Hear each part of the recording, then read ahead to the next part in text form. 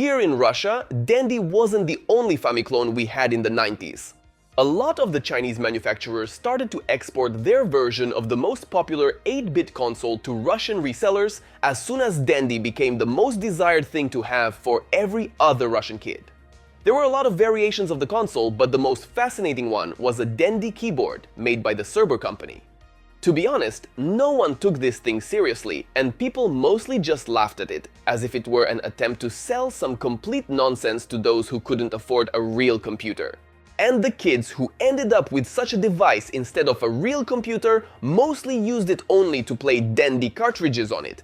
And if you ever wondered why this even existed, it existed primarily to bypass Chinese laws, which, to put it mildly, did not favor Western consoles and video games.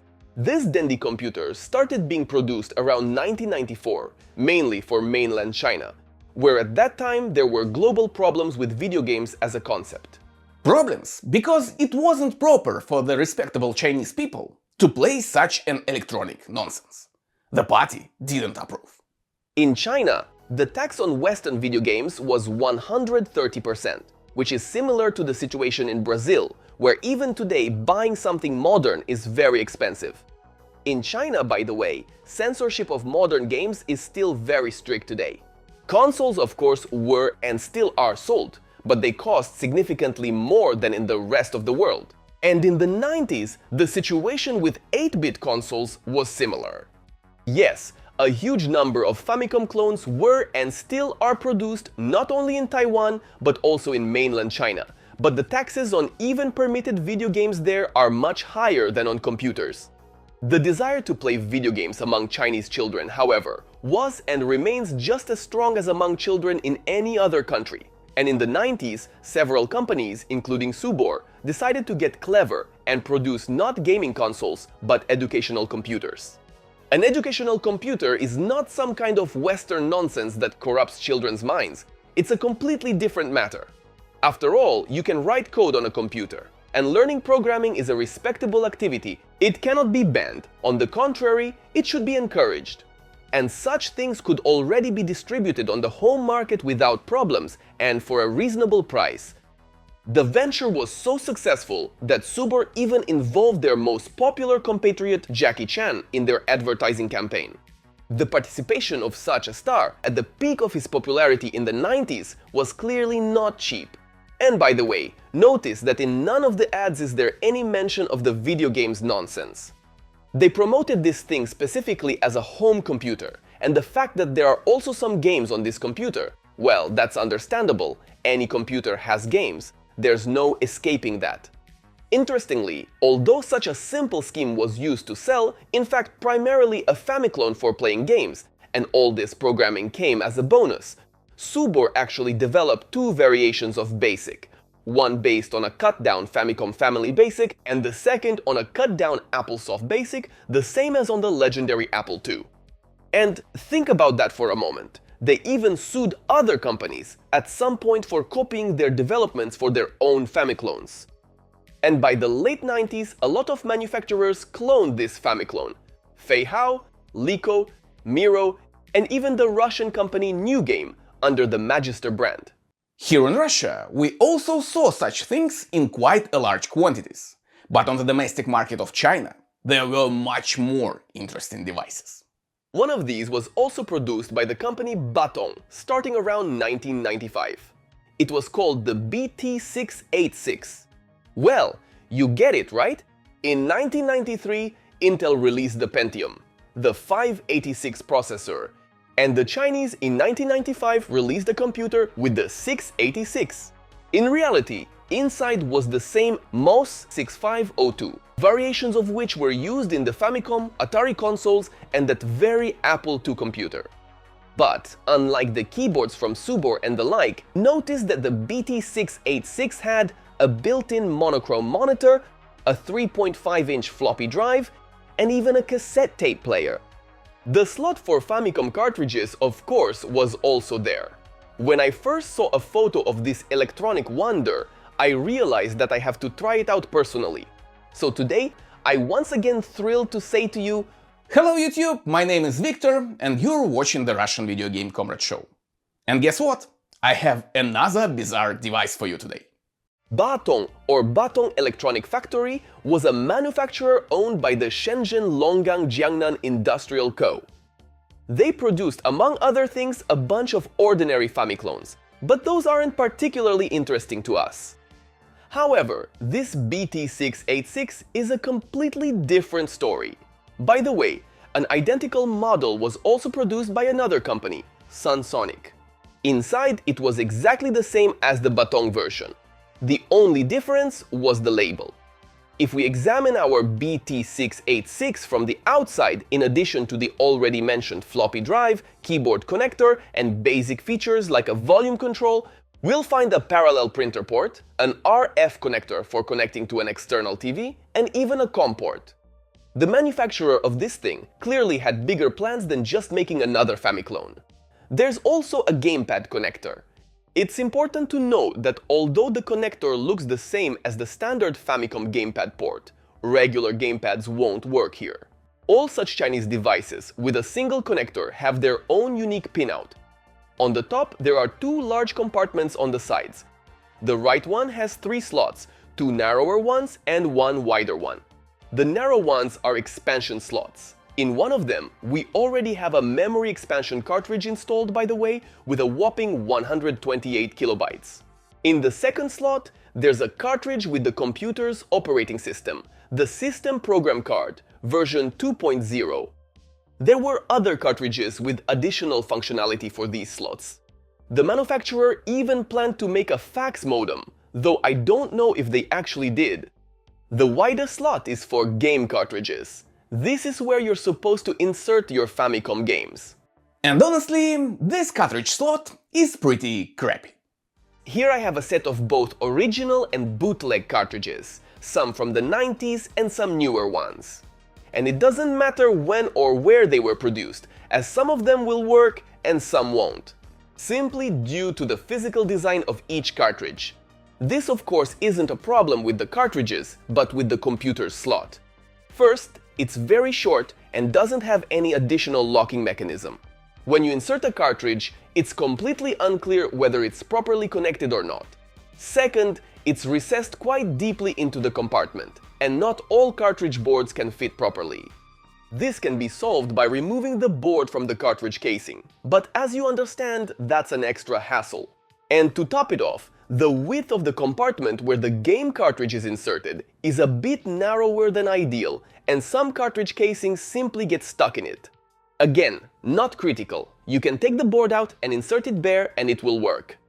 If the cartridge does boot up, then assuming you have correctly wired dual gamepads, there will be no difference from a regular Famicom. Well, except for one thing: speed. This is a PAL region console, and it runs really slow.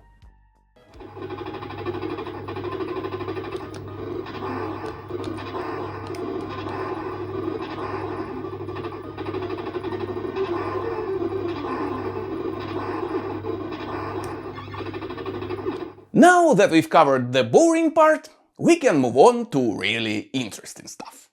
If you turn on the device without a game cartridge, you'll be greeted with a fairly extensive menu featuring computer functions.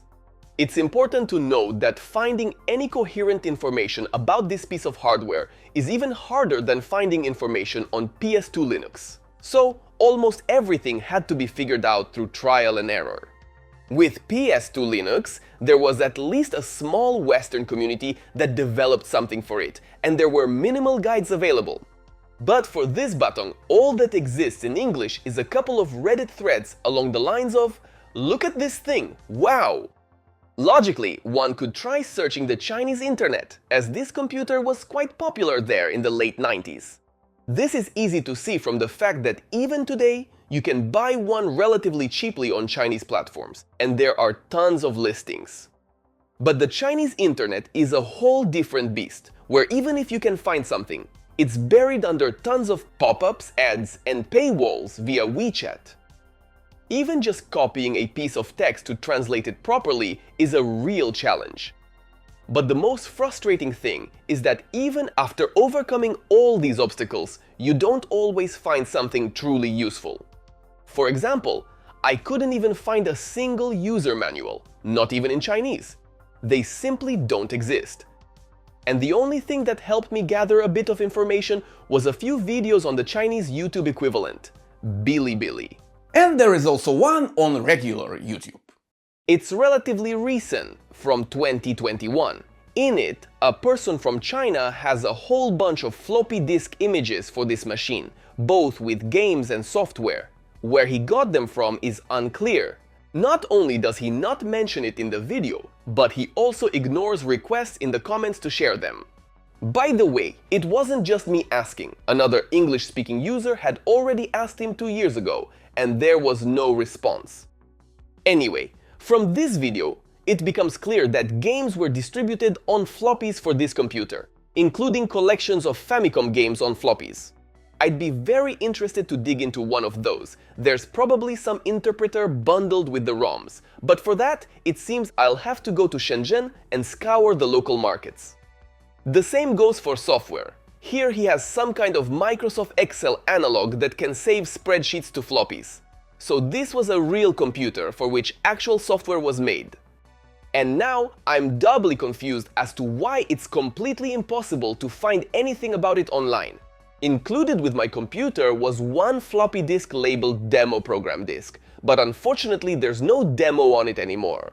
It just has one file with the extension HWS. From what I understand, this is the format of the local text editor that comes with the system.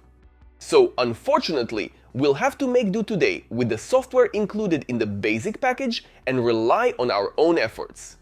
Yes, since I've shown you the contents of the floppy disk directly on this computer, I'll note right away that it has its own Chinese DOS called Batong HT-DOS. The basic commands are standard, but it's obviously not compatible with x86 software. Remember, we're dealing with an 8-bit MOS processor here. Surprisingly, the file system on the floppies is, without any fuss, standard FAT12. So, if you have something to copy and know how to do it, you can easily sync data with a regular x86 computer. What can we do on our own? Well, for example, we can notice that this computer offers us not one, but 2 versions of BASIC. Again, if you Google the names, you won't find anything useful. But if you connect the dots and look closely at the screen, you'll see that, just like on the Subor keyboard, one of these basics suspiciously resembles Famicom Family Basic. Unfortunately, I don't know how to work with that, so we'll just note that it's there, not the full version, and heavily modified. The second one, however, looks very much like the basic for the Apple II, and that's essentially what it is. The only thing is, again, it's heavily cut down, but we can try writing something on it. And since this is Apple Basic, we can probably just take the code for some simple Apple II game and try to run it. Finding such a game on Google is no trouble at all. Here, for example, a guy named Kurt Luth offers a simple text mode game, literally 9 lines long. Let's try it. It should take about 5 minutes as long as I don't mess up the spaces, and then we can type run and it really works. Well, with a small caveat. The point of this minigame is to control a bar made of the character V using the left and right arrow keys to catch flying at characters. Once you catch 10, the game ends. But the problem is that the keyboard key mapping via ASCII codes doesn't work the same way as on the Apple II. If you look at our code, in line 30, 215 and 209 are the ASCII codes for the Q and W keys on the Apple II keyboard. The original author had 136 and 149, the left and right arrow keys. But the keys on this computer are mapped differently, and those keys didn't work for me either. I tried several other key combinations using the ASCII table. Fortunately, there are plenty of books on Apple II programming, but alas, none of them worked for controlling the game. Maybe it's not even about the ASCII codes, but about the keyboard input function, but I couldn't find a single book or guide specifically about Batong and its basic, so I don't have a definitive answer. But at least we were able to run something on it, which means this device wasn't completely useless, and with the right literature, it was possible to port software from the Apple II to it. And I wouldn't be surprised if someone in China in the 90s really did this. After all, here in Russia, a lot of Apple II software was ported to Russian AGAT. So if Russians could this, why Chinese couldn't? Plus, unlike the Subo keyboards, you could easily save a program to a floppy disk with a simple save command on this machine. Here, you can even verify in the local DOS that the file was indeed saved. So this is not just another Famiclone with a keyboard we have here, but a really obscure full-fledged Chinese computer. And that's far from all this machine can do. There are just a ton of menu items here, and interestingly, among them are several that simply display a blank screen and seem to freeze. At first I didn't understand what this was and even thought that maybe I had gotten a defective unit. But one of the videos on that same Chinese Bilibili helped me realize that it wasn't any defect. The thing is, a good portion of the menu items on the screen are intended for use with the expansion modules that were sold separately, and there were a ton of them. Take a look! Here's a photo of a price list from some local newspaper. There are educational cartridges for schools, puzzles, models of the solar system, and even a karaoke module. One of the menu items on the computer is specifically designed for this karaoke and won't launch without that module. And this is despite the fact that the base package already included at least a text processor, an English-Chinese dictionary, and 3 different keyboard trainers. 2 simpler ones and 1 quite cool one with shooting at the right letters, even resembling a game. I mean, no joke, it's more than suitable for an arcade game at the level of Space Invaders. And even these alone are quite enough for a computer at the level of, say, a ZX Spectrum. If it had come out a couple of years earlier, not in the mid-90s, it would surely have been in demand, not only in China. And last but not least, there is another interesting function of this computer. There's an item in the menu that, when selected, simply shows the manufacturer's logo and copyrights, and nothing else. You might think that this item is just there to show the user, like credits, right? Wrong. Remember that tape cassette player I mentioned earlier? And the first thought that comes to mind when combining the words computer and tape cassette, especially a computer that also has a clone of the Famicom Family Basic, is that you could also load programs from this cassette. Well, I don't know about you, but that's exactly what comes to my mind. But this thought seems stupid, because this BT686 has a full-fledged floppy drive, right? Right. But the Chinese couldn't have just put a cassette player in the computer to simply listen to music, could they? That seems like an even more idiotic idea than using cassette loading software when you have a floppy drive. And on top of that, in this very menu item, you can use the spacebar to start and stop playing the cassette. They included folk songs and dances with mine.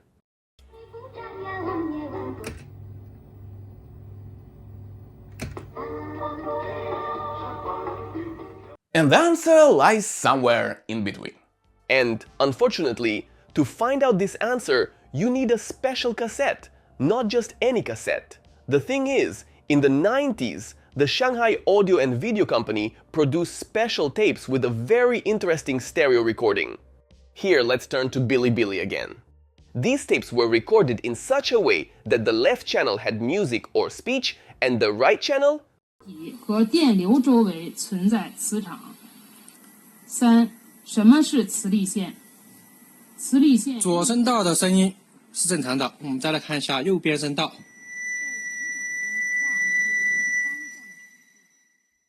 Yes! The familiar digital sounds for Spectrum enthusiasts, or those who had a fax modem in the 90s. And if you play such a tape in this mode on this computer, the sound will be accompanied by a simple video sequence on the screen. It could be text or simple images. A very useful feature for school education. This is just awesome, guys! And the only question that bothers me now is why do we know absolutely nothing about such an interesting part of the computer history? And more importantly, why can't we find anything about it online? The tape that came with my unit also has the Shanghai Audio and Video logo, but apparently it doesn't have the data channel, and the previous owner really used this cassette player just as a music player. It's a bit disappointing, of course, because I wanted to see such a technological marvel on the screen with my own eyes. And it's quite disappointing that outside the country of manufacturing, it's impossible to get any proprietary software for it, let alone such tapes. Why is it still playing, by the way? Let's swap it with something more interesting.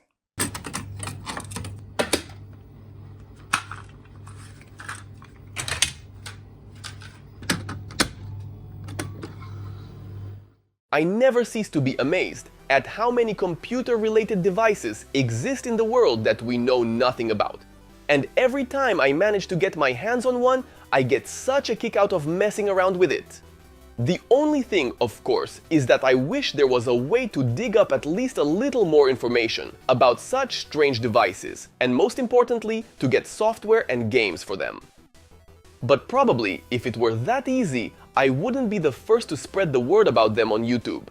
When I find something similar next time, especially if it's Chinese or Japanese, I'll immediately try to look for a richer set, so that at least a dozen additional modules and floppies come with the device itself. But I hope that even without them, this time I was still able to surprise you at least a little.